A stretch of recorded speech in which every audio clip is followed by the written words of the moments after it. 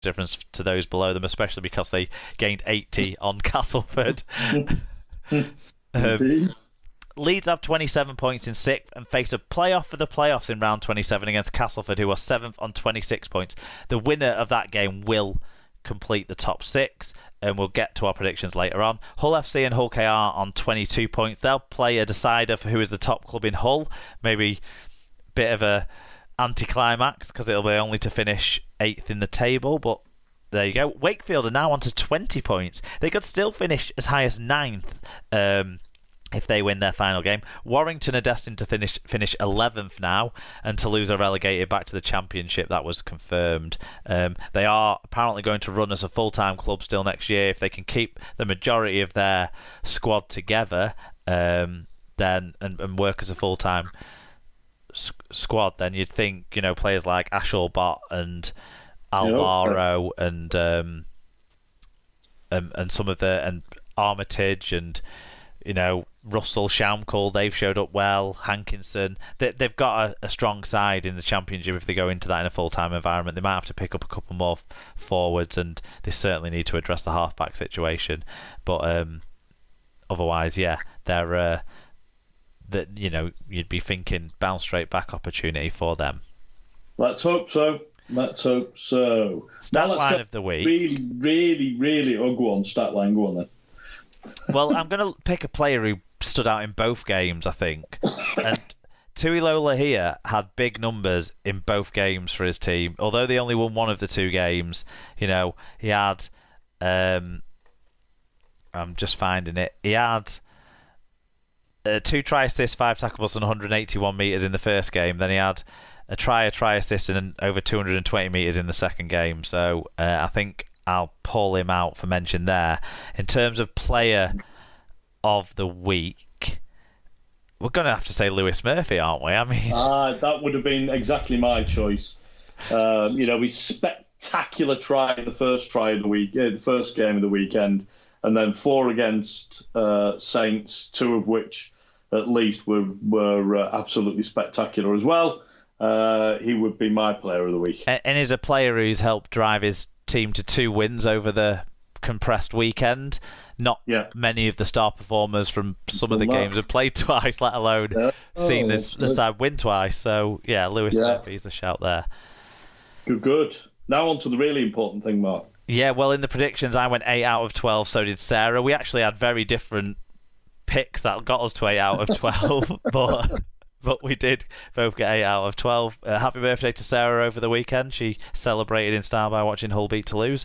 In the host Super Brew, David, you're top. You have the yellow cap. I don't think you can be caught. I'm looking at the numbers there, and I just don't think you can be caught. So well done there. I'm second, Alan's third, Sarah's fourth. In the main Super Brew, you've also got the yellow cap, so you're pulling the yellow cap double. And you've gone back to the top of the table in the main Super Brew, which is what you were wanting us to talk about. Absolutely. Great performance. How many did you get this week then out of 12? 12 out of 12. 12 out of 12? 12 out of 12. And a number of margin points, and obviously got the two lots of Grand Slam points as well. So, yeah, got a good weekend. I got a couple spot on, but I stuck with the predictions I made last week, which involved you beating Wakefield, because I thought they'd rest more players after they were safe, but then I kind of forgot they don't have the squad depth to play anyone else. So resting 5 players is like as many as they could do. Which was enough for them to beat us. In the Fantasy League, Neil Ormston stays top. Phil White, who's his closest chaser actually now, he had the highest score of the week though. Both went over 1,000 points with the double round, so well done to those guys. It's looking like a 2 or 3 horse race now for the Fantasy League. Thanks for everyone for their fan views on all those games. We'll look forward to getting everyone's views on next weekend's games as well. We're now going to move into other results.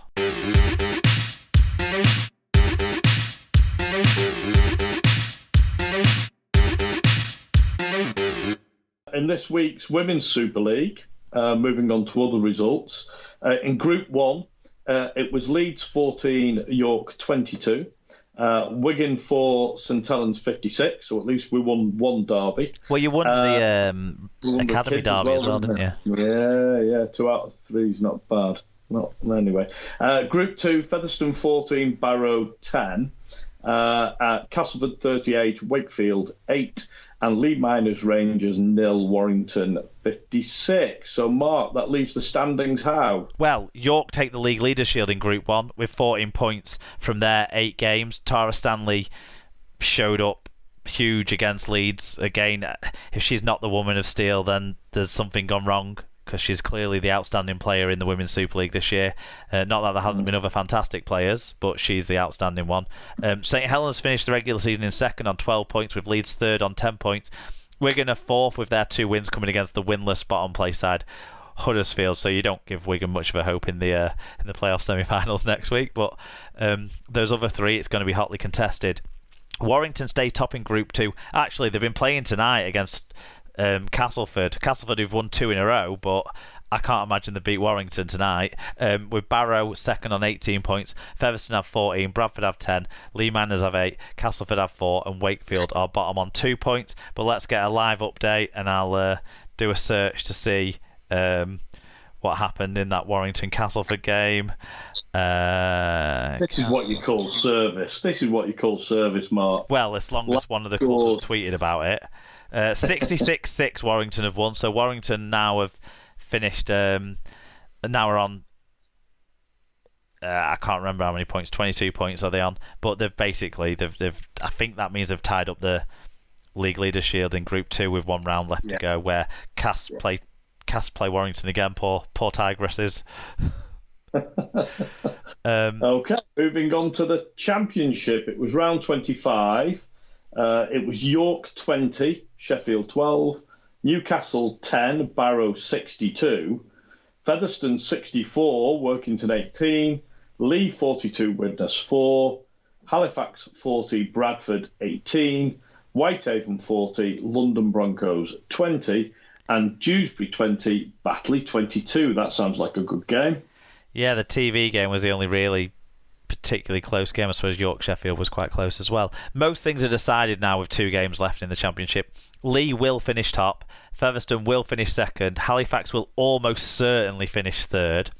Batley, Barrow and York are all in the playoffs, but which order they finish is still to be decided. Everyone else has just pride and contracts, I suppose, to play for, and Dewsbury and Workington are already relegated. So, yeah. In the news in the Championship, Bradford have confirmed the signing of Championship winger Ben Blackmore from local rivals Dewsbury Rams on a 1-year deal. Okay, moving into League 1, it was round 21, Hunslet 20, Doncaster 32, the London Scholars 38, Midlands 34, Keighley 50, North Wales 16, Rochdale 102, West Wales 4, and Swinton 35, Oldham 6. Yeah, the Midlands Hurricanes have been involved in loads of high-scoring games recently, but always seem to come out just on the losing end of them. Promoted Keighley are on 38 points. Swinton are up to second on points difference, alongside North Wales on 30 points. You've got to have those two as the favourites going into the playoffs for the second promotion spot. Doncaster have 28, Rochdale have 26. Hunslet in 6th have 17 points, and Oldham in 7th have 15 points.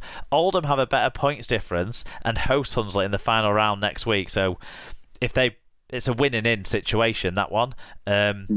Much like Leeds against Cass. Scholars have 12, Hurricanes have 10, Cornwall and West Wales both have 2 points. Okay, and moving into the NRL Down Under, it was round 24. Broncos 6, Eels 53, big blowout there. Panthers 46, Warriors 12, another one. The Storm 14, Roosters 18. Raiders 48, Seagulls 6. Sharks 16, Bulldogs 0. The Rabbitohs 20, Cowboys 10. The West Tigers 22, the Dragons 24. That's a close game. And the Titans 36, managing to get a win. The Knights 26. Yeah, I've not been following the NFL super closely this year. The NRL, sorry, super closely this year. But the Broncos appear to have absolutely fucked it. So the minor premiership winning Panthers, they've got 42 points at the top. The Sharks are on 36, the Cowboys on 34, and the Storm are on 32, making up the top 4. The Eels also have 32. The Roosters and the Rabbitohs both have 30. They're all secure in the playoffs. The Raiders are into 8th on... Well, I say they're all secure in the playoffs. I suppose points difference could swing, but that's where the Broncos have fucked it with that 53 points to 6 loss. Yeah. The Raiders are into 8th this week on 28 points. They've edged out the Broncos on points difference with 1 round left in the regular season. And both are playing also ran teams. So the Raiders play West Tigers whilst the Broncos travel to the Dragons in round 25. The points difference is 43 in favour of the Raiders after their big win this week. So basically it seems like you'd expect both teams to win. Yeah. I don't know if you'd expect both teams to win enough to rise above the teams above them. So it's yeah. Like I say, the Broncos might have fucked it here with that. Yeah. I don't know what the points difference is of the teams above them, actually, if I'm completely honest with you. So let's see if there is any hope.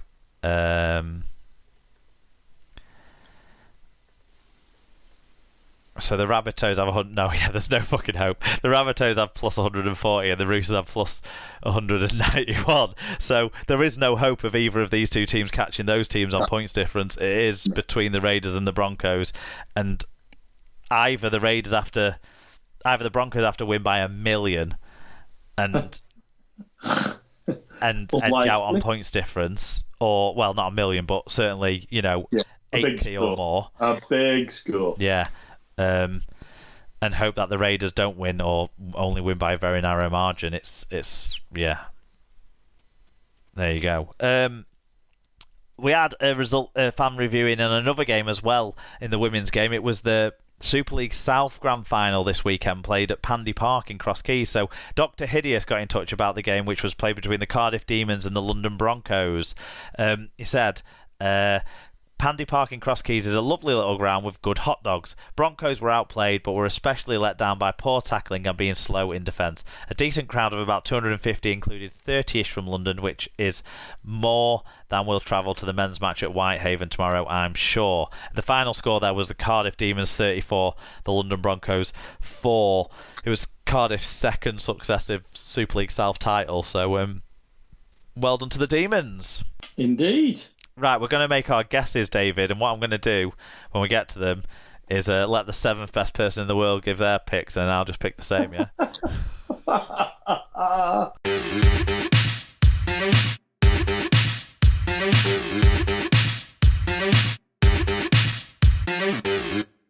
Right, it's round 27, the final round of the Super League regular season.